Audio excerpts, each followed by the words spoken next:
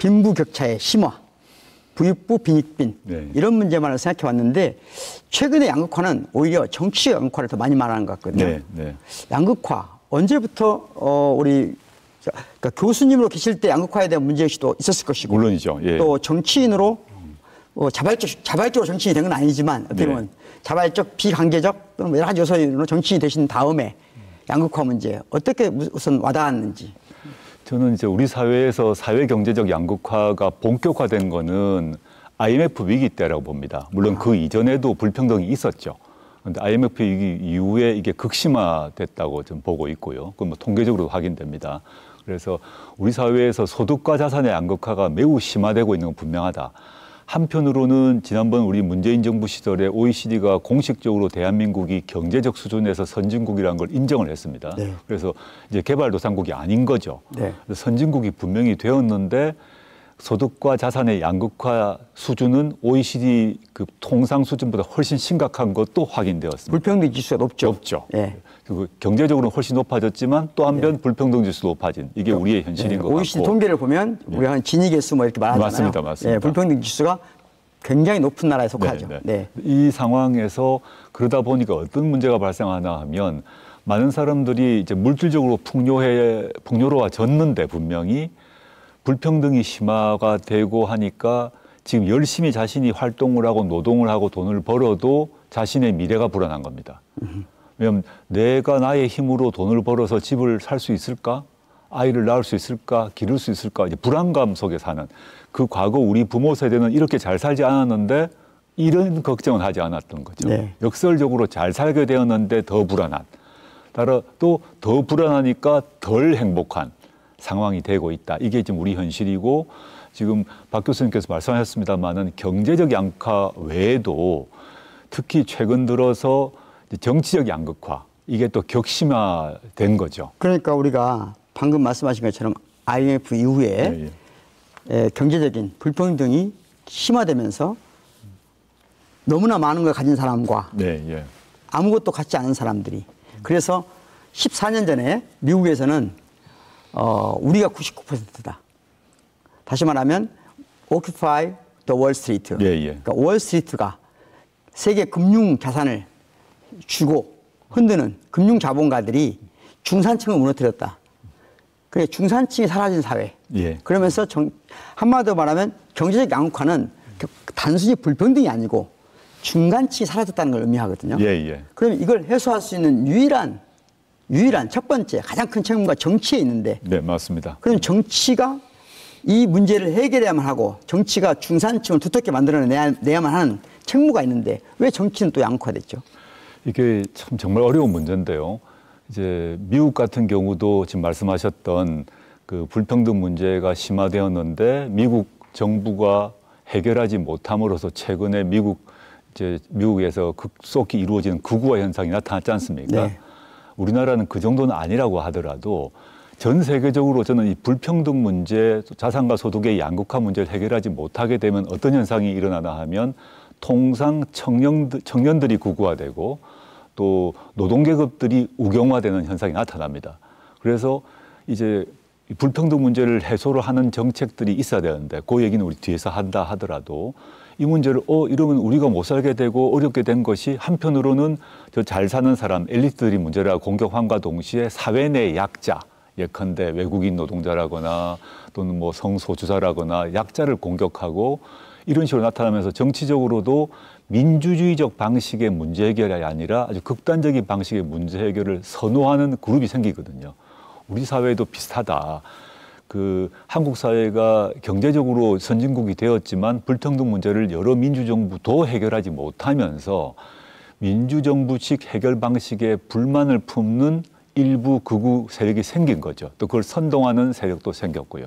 이게 저는 문제라고 일단 그런데 미국에서 정치 양극화를 이야기할 때 미국의 정치 철학자들이 말하는 걸 제가 연구해 본 바가 있는데요. 가장 큰 문제는 뭐냐? 미국의 정치적 양극화는 왜냐하면 그전에 공화당과 민주당이 항상 양극적이 있는데 지금처럼 양극화되지는 않았다는 거거든요. 지금은 어느 순간 양극화된 핵심이 뭐냐? 왜 트럼프와 같은 마가 세력이 등장했는가?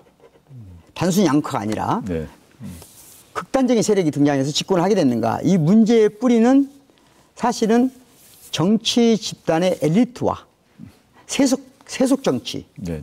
그러니까 미국의 민주당이 심지어 정치 전문 엘리트 가문이 생기고 거기서 세습이 되고 그러면서 사실은 양당의 차이가 없어지는 그런 문제 때문에 정치 전체에 대한 혐오가 이런 문제를 불러오지 않았나? 다시 말하면 문제 해결 능력을 상실한 기존 정치에 대한 혐오감 때문에 극단적인 정치가 생겨나고 그 극단적인 정치와 기성 정치가 대화가 불가능한 상태 뭐 이런 이야기 진단을 하더라고요.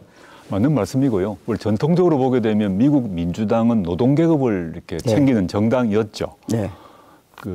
특히 이제 루즈벨트 이후로 쭉 생각을 해보시면 민주당이 해야 될 역할이 그런 거였는데 실제 이제 근래 현대 미국 정치에서 민주당이 실제 부호들의 정당이 되고 또 금융자본을 위한 정당이 되고 물론 이제 여전히 미국 민주당이 유색인종들을 챙기는 정당이긴 하지만 계급적으로는 노동계급의 정당이 아니라 오히려 상층의 정당으로 자리 잡은 거죠. 상층 중에서도 산업자본보다는 또 금융자본을 챙기고 할리우드 이제 영화 산업자본을 챙기고 이렇게 인식되고 아까 말씀하셨던 미국 내에서 일종의 우리말로 하게 되면 강남 좌파라고 해야 될까요? 엘리트, 좌파 엘리트, 진보 엘리트들이 모여 있는 곳 아닌가라는 인식을 주다 보니까 특히 그때 오큐파이드 월스트리트 우리가 99%다. 세계 금융 자산을 쥐고 흔든 그래서 2008년 금융위기를 가져왔던 사람들에게 오바마가 가장 진보적일 거라고 기대했던 오바마 대통령이 그들에게 타협을 한단 말이죠. 가장 진보적이고 실제 문화적으로나 다른 측면에서 아주 진보적인 대통령은 맞죠. 그런데 사회경제정책에서는 오히려 금융자본의 이익을 대변하는 듯한 모습을 보였고 그러다 보니 그 속에서 오히려 중산층 또 노동계급이 붕괴되는 현상이 발현되지 않습니까? 네. 그러니까 그 사람들은 민주당이 나의 정당인 줄 알았는데 아니네? 그렇죠. 라고 생각하고 근데 공화당은 전통적으로 가지 않았는데 갑자기 트럼프가 등장해서 미국을 그리고 미국의 노동계급을 내가 챙기겠다라고 주장하니까 실제 그것이 실현 가능한 문제와 별도로 오히려 이제 트럼프 같은 경우는 훨씬 더 탈엘리트적인 또 비엘리트적인 모습을 하죠. 말도 그렇죠. 오바마는 아주 정제된 지식인의 말을 쓴다면 트럼프는 상당히 거칠고 어떻게 보면 좀 교양 없는 말을 일부러 쓴다고 저는 생각합니다. 그렇게 해서 정서적으로 유대감을 맺도록 만들고 정책적으로도 계속 금융자본 공격하고 엘리트 공격하니까 미국의 중산층 이하 사람들은 트럼프가 자기의 이익을 대변한다고 생각하게 된 거죠. 그리고 트럼프가 우경화를 끌고 나가도 같이 따라가는 지지 기반이 되고 미국의 이제 민주당 기반으로 했던 정치 세력들이 이제 주변화시키고 소수화시키는 전략을 트럼프는 이제 취하고 있고 그게 상당히 먹히고 있다고 봅니다. 저희의 경우는 우리나라의 경우는 저는 정치적 양극화의 뿌리가 사실은 5.18이라고 시작하거든요. 5.18 때 군부가 자국민을 향해 총을 쐈어요. 그러면 광주는 민주진영은 전두환과 대화할 수 없죠. 그렇죠. 그럼 불가능하죠. 거기서 분명한 선이 있는데 그걸 극복하는 과정에서 87체제가 생겼고 이 87체제가 승자 독식 체제이고 승자 독식 체제란 말은 다시 말하면 소선거구제를 통해서 민주주의를 이룩 하는데 큰 성공을 거두긴 했지만 한마디로 말하면 한 표라도 더 받으면 모든 걸 다 갖는. 그렇죠. 그러다 보니까 자기 지지층, 지지 기반이 있는 것에만 호소하는. 특히 이 문제에 관해서 민주당도 어느 정도 책임이 있지만 저는 민주당이 극우화되지는 않았다고 보거든요. 물론이죠. 극좌화되지는 않았다고 보거든요. 그러니까 민주당은 끝없이 진보 정당들과의 타협과 갈등과 겪으면서 어느 정도 서로 어떤 구성을 하고 있어요.